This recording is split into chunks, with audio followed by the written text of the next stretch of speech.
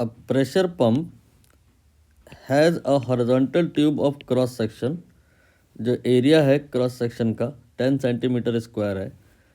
For the outflow of water speed given है. यहाँ पे ये ए गिवन है और यहाँ पे वी गिवन है, और फोर्स कितना एक्सर्ट करेगा ये vertical wall just in front of the tube, ये बताना है. थोड़ा डायग्राम बना के मैं समझा दूँ कहानी. ये मान लेते हैं हॉरिजॉन्टल ट्यूब है, इसके अंदर ये वाटर का फ्लो हो रहा है और आगे यहाँ पे एक दीवार है, और ये जो पानी फ्लो होके आ रहा है ये दीवार को जाके हिट करेगा.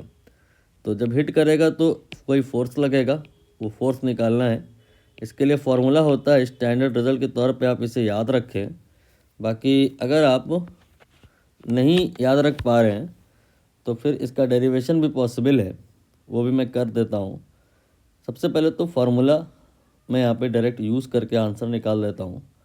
फोर्स का जो फार्मूला होता है वो होता है रो ए वी स्क्वायर. रो होता है डेंसिटी, क्वेश्चन में गिवन है. ए होता है एरिया, गिवन है. और जो वी होता है वो होता है स्पीड, ये भी गिवन है. तो फार्मूला अप्लाई हो रहा है directly, rho A V square 10 की power 3. A here is area, ये 10 है बट सेंटीमीटर स्क्वायर है, मीटर स्क्वायर में कन्वर्ट किया मैंने. और ये स्पीड है 20, इसका स्क्वायर करेंगे 400 आ जाएगा. ये पूरा का पूरा कैंसिल हो जाएगा 10 की पावर -4 से. तो 400 न्यूटन के बराबर का यहाँ पे ये जो स्ट्रीम है फोर्स अप्लाई करेगी इस वर्टिकल वॉल पे. अब बात आएगी ये जैसे मैंने कहा है कि याद कर लो आप ये आता कैसे है. तो आप यहाँ पर इस स्ट्रीम का सिर्फ उतना पार्ट कंसीडर करो पहले जितने पार्ट का वॉल्यूम 1 हो. यूनिट वॉल्यूम या you can say 1 metre cube consider किया आपने. तो इस परिस्थिति में जो मास होगा और जो डेंसिटी होगा वो बराबर हो जाएगा, राइट. मोमेंटम जो होता है वो क्या होता है, मास इनटू वॉल्यूम, राइट.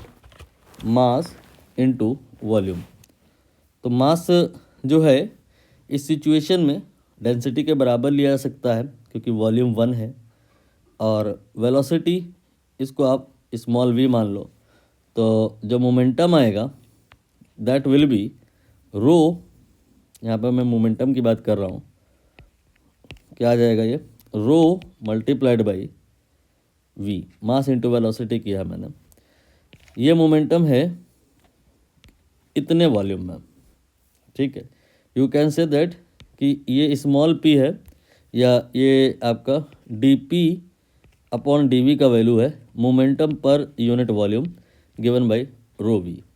अब इस बात की क्या गारंटी है कि 1 सेकंड में यहाँ पे यूनिट वॉल्यूम ही जा कर के हिट करे. अगर इसका जो फ्लो रेट है वो ऐसा है कि 1 मीटर क्यूब इन 1 सेकंड है, दैट टाइम आप कह सकते हो कि 1 सेकंड में 1 मीटर क्यूब आके हिट करेगा और उसका मोमेंटम इतना होगा. हमारा कंसर्न है कि 1 सेकंड में इसमें कितना मोमेंटम आकर के हिट करेगा ये निकालना है. तो 1 सेकंड में फिर देखना पड़ेगा कितना वॉल्यूम आके हिट करेगा. तो ये कैसे निकालेंगे, यहाँ पे जो Q होता है ये होता है वॉल्यूमेट्रिक फ्लो रेट. 1 सेकंड में जो फ्लो होता है ये आपका एरिया को स्मॉल h लिख लो मल्टीप्लाइड बाय स्पीड, ठीक है.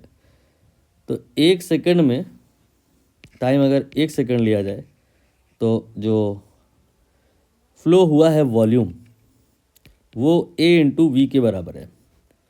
और 1 मीटर क्यूब वॉल्यूम में इतना मोमेंटम है और 1 सेकंड में इतना वॉल्यूम आके हिट करता है. तो कितना मोमेंटम आके हिट करता है इसके लिए इसको और इसको मल्टीप्लाई कर दो, यह आ जाएगा रो ए वी स्क्वायर.